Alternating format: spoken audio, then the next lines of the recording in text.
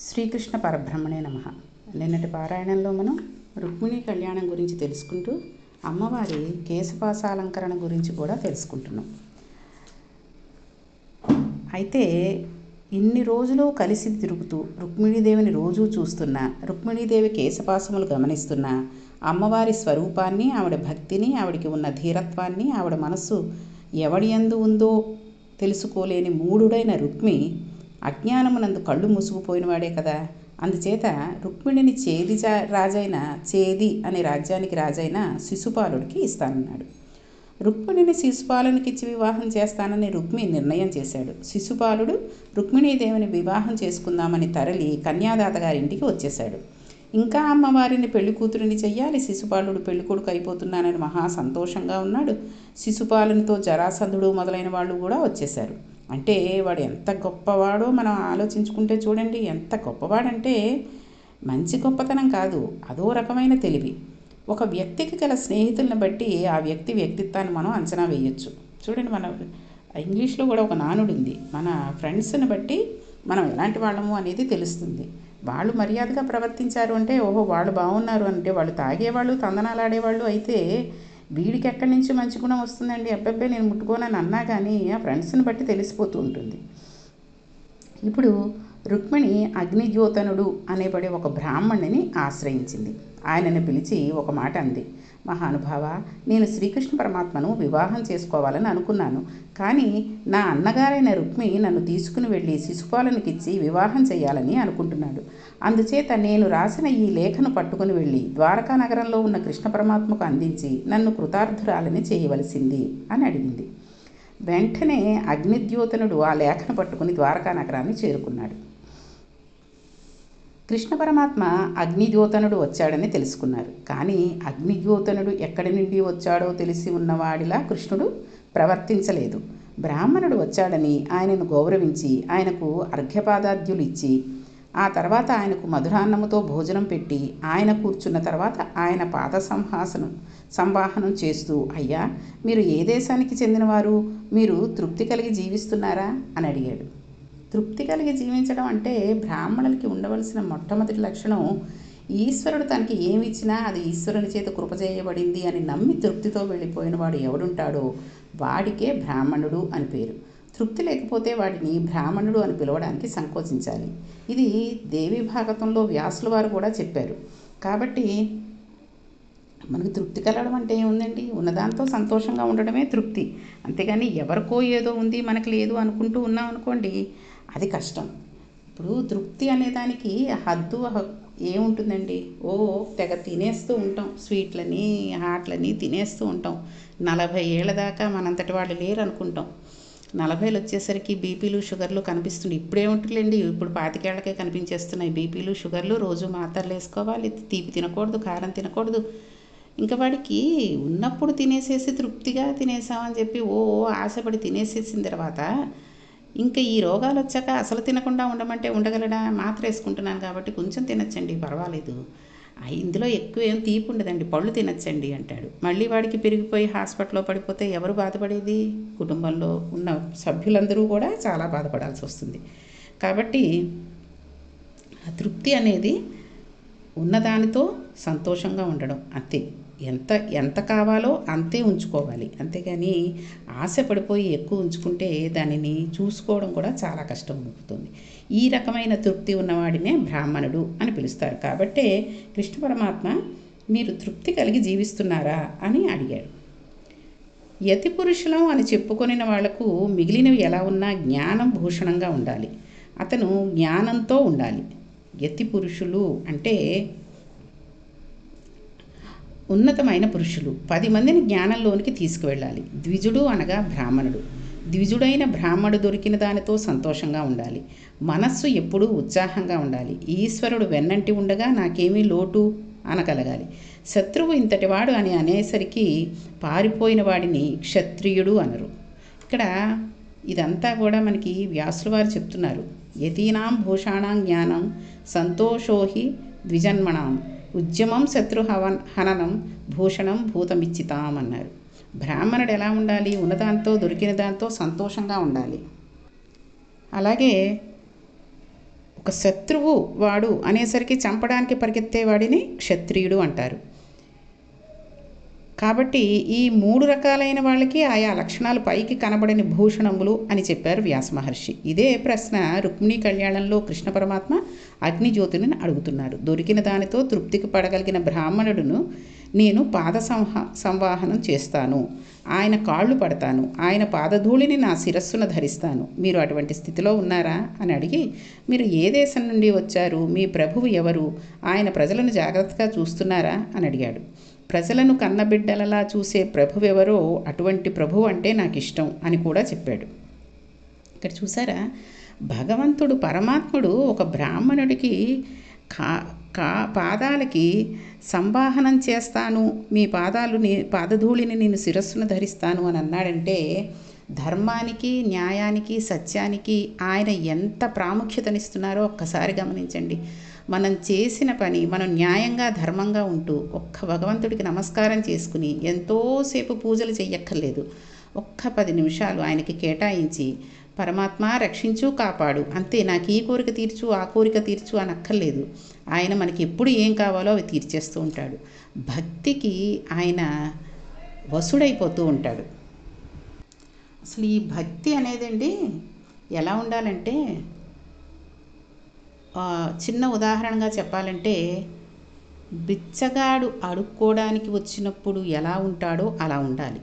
అంతేగాని ఒక కూలీవాడు మోసే 100 కేజీల బస్తా మోస్తున్న కూలీవాడిలా ఉండకూడదు అని మనం తెలుసుకోవాలి. అంటే ఇదేంటండి, ఇదేం పోలిక అంటారేమో.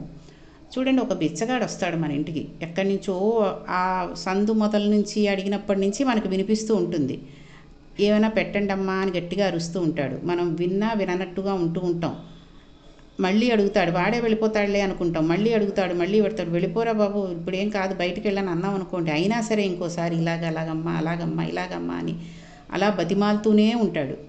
అయినా సరే మనం ఇంకా విసుగొచ్చి వెళ్ళవయ్యా అంటారు. ఈ లోపల పక్కింటి వాళ్ళు ఎవరో తలుపు తీసుంటే వాడు వచ్చి అడుగుతాడు కాబట్టి తలుపు వేసేసుకునే వాళ్ళు ఉంటారు కొంతమంది. తలుపు వేసేసుకుని వాడు ఆ విదిలేసి వెళ్ళిపోయిన తర్వాత మళ్ళీ తలుపు తీస్తూ ఉంటారు.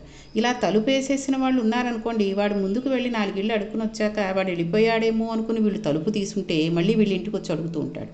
అలాగా మనం భగవంతుణ్ణి ఆయన పట్టించుకున్నాడా పట్టించుకోలేదా అన్నది కాదు, అలా అడుగుతూనే ఉండాలి, స్వామిని పూజిస్తూనే ఉండాలి. ఆయనకి విసుగొచ్చి మా పాదాలు పట్టుకోకని విదల్చాలేమో కానీ మనం ఆయన పాదాలని ఎప్పుడూ విదలకూడదు. అలాగా భిక్షగాడి ఒక అడుగుకోవడంతో పోల్చచ్చు. అదే అయినా సరేనండి, భిక్షగాళ్ళని మనం మంచి డబ్బులు తినడానికి ఏదైనా లేకపోతే ఏదైనా ఇద్దామని అనుకుంటే, ఓ బట్టో వస్త్రమో ఏదైనా ఇద్దామంటే ఆ భిక్షగాడికి ఇవ్వగలగాలి. కానీ మనం వాళ్ళు రాగానే చాలామంది మళ్ళీ మనమే తలుచుకుని అనుకుంటాం, అయ్యో నిజమే కదా మనమే ఇలా అంటున్నామని. ఏం చేస్తారంటే, వెళ్ళు ఏ ఊరికే పొద్దునే పని పట్ట లేకుండా వచ్చేస్తూ ఉంటావు, ఇంక ఇంట్లో పనులు కూడా అవ్వలేదు, భోజనాలు అవ్వలేదు, వంట అవ్వలేదు అంటూ చాలా చిరాగ్గా వాళ్ళకున్న కోపం అంతా వాడి మీదే వాళ్ళ మీద చూపిస్తూ గట్టిగా అరుస్తారు. అది తప్పు. మనకి సాయి చరిత్రలో చెప్పుకున్నాం. అలాగే ఒక భిక్షగాడు వాడు ఉంటే వెయ్యి, లేదంటే బాబు వెళ్ళిపోమ్మా అని ఇంక మాట్లాడద్దు. అంతేగాని వాడిని విసుక్కోవడం మన తప్పది. అలాగే ఎలా ఉండకూడదని చెప్పారు, ఒక 100 కేజీల మూటని మోస్తున్న కూలీలా ఉండకూడదు అనుకుంటారు. మనం ఒక బియ్యం బస్తా తెప్పించుకుంటున్నాం అనుకోండి, ఈ 10వ వీధిలో బాబు ఇల్లు అని చెప్పాం, వాడు వస్తాడు, మనం వాడితో కూడా వస్తూ ఉంటాం, ఇదేనండి ఇల్లు అని అడుగుతూ ఉంటాడు ప్రతి గుమ్మం దగ్గర.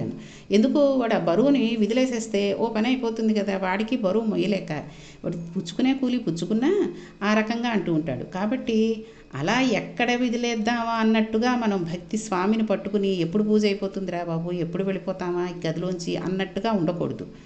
స్వామిని మనసారా కోరుకుంటూ అడిగిందే అడిగి చెప్పిందే చెప్పి అష్టోత్తరం అవనండి, శ్లోకం అవనండి, ఏదేవనండి ఆయన్ని పొగుడుతూ ఆయన్ని ఊహించుకుంటూ ఆయన్ని మనం మనస్సులో ఆయన్ని భావించుకుంటూ కనుక పూజ చేస్తే ఆ భిక్షకాడికి దొరికిన 2 రూపాయలాగే మనకి మోక్షం ప్రాప్తం కలుగుతుంది.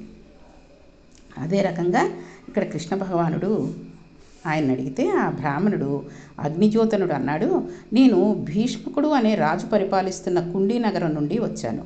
రుక్మిణీదేవి మీకు ఇచ్చిన లేఖ తీసుకువచ్చాను. ఈ లేఖను మీరు అవతరించవలసినది అని ఆ లేఖను తీసి కృష్ణుడికి ఇచ్చాడు.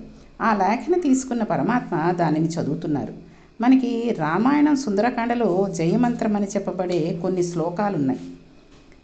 ఈ శ్లోకాలను ఆంధ్రీకరించిన మహాపురుషులు ఉన్నారు, పద్యాలుగా రాశారు.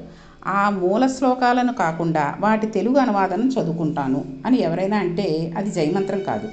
అది మనకు జయమంత్రం ఇచ్చిన శక్తిని ఇవ్వదు. కాబట్టి మనకి ఆ శక్తి రావాలంటే వాల్మీకి మహర్షి చేత రచించబడిన సంస్కృత శ్లోకాలే చదవాలి. తెలుగు పద్యంగా చదువుతాను అంటే కుదరదు. మనకి అందులోని శక్తి రాదు, ఆ వైభవం ప్రకాశించదు.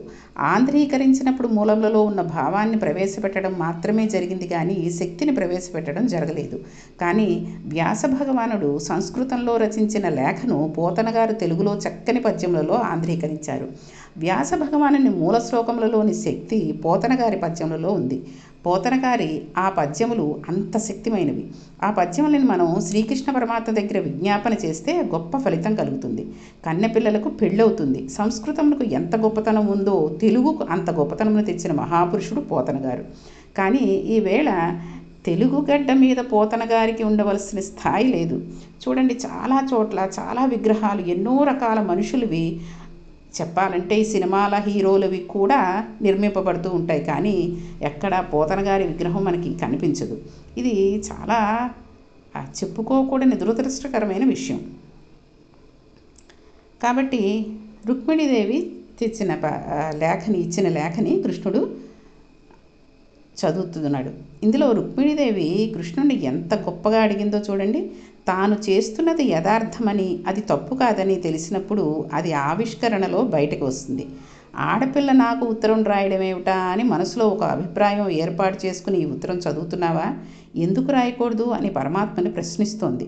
నీవు ధన్యుడవు, 10 మందిని ధన్యులను చేస్తావు, లోకమంతటిని ఆనందాన్ని చేకూరుస్తావు. నీవు భగవంతుడవు, ఐశ్వర్యము, బలము, జ్ఞానము, శక్తి, వీర్యము, తేజస్సు కలవాడివి అని ఆవిడ భగవంతుని గుణములను ఆవిష్కరిస్తోంది. భగవానుడు సాడ్గుణ్య పరిపూర్ణుడు, కళ్యాణ సహితుడు, హేయగుణరహితుడు. రుక్మిణీ కళ్యాణం చేస్తే సర్వస్య శరణాగతి చేసినట్టు. కోట్ల జన్మల తర్వాత రుక్మిణీ కళ్యాణం పీటల మీద కూర్చునే అదృష్టం వస్తుంది. ఎక్కడో సుకృతం ఉన్నవాడే ఆ కళ్యాణం చేయడానికి కూర్చోగలుగుతాడు.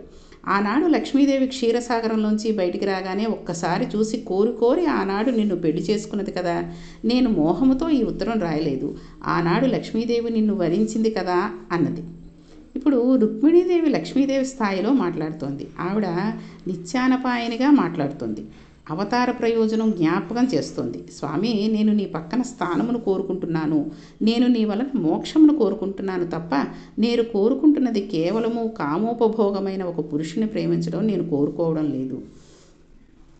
నేను కానీ గత జన్మలలో ఎప్పుడైనా వ్రతం చేసిన దాననైతే, ఒక నోము చేసిన దాననైతే, ఒక మహానుభావుడైన సద్గురువు పాదములు ఒత్తిన దాననైతే, మనస్ఫూర్తిగా వారి పాదములు పట్టి నమస్కరించిన దాననైతే, ఒకరికి పెట్టిన దాననైతే, పెట్టినప్పుడు లౌకికమైన కోరికలు కోరకుండా ఇది ఈశ్వరుని అనుగ్రహమునకు పనికివచ్చుగాక అని లోపల కోరుకున్నదాననైతే, నాకు అటువంటి పుణ్యమే ఉంటే అధముడైన చేది ప్రభువు శిశుపాలుడు నీ చేతిలో మరణించుగాక, నేను నీ దాననవుదునుగాక అంది. ఇవి అమ్మవారు ఇలా చెప్పింది అని అనుకోక్కర్లేదు. అసలు మనం ఇవన్నీ చేయగలుగుతున్నామా? ఒకరికి దానం చేయగలుగుతున్నామా? ఎవరైనా మనస్ఫూర్తిగా ఒక మంచివారికి పాదాలకి నమస్కారం చేస్తున్నామా? ఒక సద్గురువు పాదాలు ఒత్తగలిగామా? ఇవన్నీ మనకి మనం ఆలోచించుకోండి. ఏ విధమైన లౌకికమైన కోరికలు కోరకుండా ఇదంతా ఈశ్వరుడి అనుగ్రహమే, భగవానుడి అనుగ్రహమే అని మనం అనుకుంటున్నామా అనేవన్నీ కూడా అమ్మవారు మనకి చెప్పకనే చెప్తున్నారు. ఈ విధంగా మీరు దండం పెట్టుకోండి పరమేశ్వరుడికి, అంతేగాని ఇది కావాలి అది కావాలి అని అడగకండి. ఒకరికి దానం చెయ్యండి, మహానుభావులైన సద్గురువుల పాదాలకి పట్టు సేవ చేసుకోండి, పాదాలను పట్టి నమస్కరించండి అని చెప్తోంది. అయితే ఇవన్నీ బాగానే ఉన్నాయి, కానీ శిశుపాలుడు మరణించాలని ఎందుకు కోరుకుంటోంది? శిశుపాలుడు మరణించాలని ఎందుకు కోరుకుంటోంది అంటే ఇందులోనే రహస్యం అంతా కూడా ఇందులోనే ఉంటుంది. అమ్మవారు రుక్మిణీదేవి శిశుపాలుడు మరణించాలి అని కోరుకునే మాటలోనే మొత్తం ఈ సంఘటనకు జరిగిన ఈ రుక్మిణీ కళ్యాణానికి సంబంధించిన రహస్యం అంతా ఉంటుంది. అసలు ఈ రహస్యం ఏమిటి, ఎందుకు ఆవిడ అలా కోరుకుంది అనే విషయాన్ని రేపటి పారాయణంలో తెలుసుకుందాం. శ్రీకృష్ణ పరబ్రహ్మణే నమః.